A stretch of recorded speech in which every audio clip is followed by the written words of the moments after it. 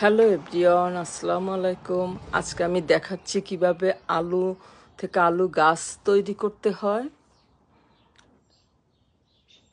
পুরান আলু এভাবে ঘরে 1 মাস বা 2-3 সপ্তাহ রেখে দিলে এভাবে গাছ বেরোয়। টেংরি এক ধরনের আলু, একটা আলু থেকে 3টা 4টাও বের হয়, 2টাও বের হয় এরকমের।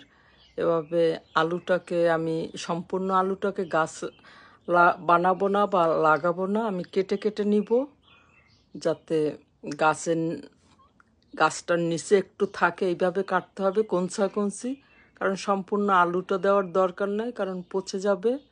বাকি আলুটা এইভাবে কাটতে হবে, আলুটা রেখে দেওয়া যাবে। পুরো আলুটাও গাছ বানানো যায়, মাটির নিচে রেখে, দরকার হয় না।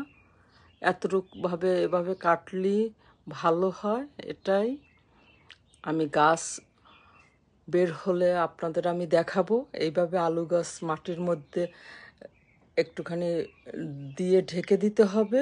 এটাই, এইভাবে আলু কাটতে হবে।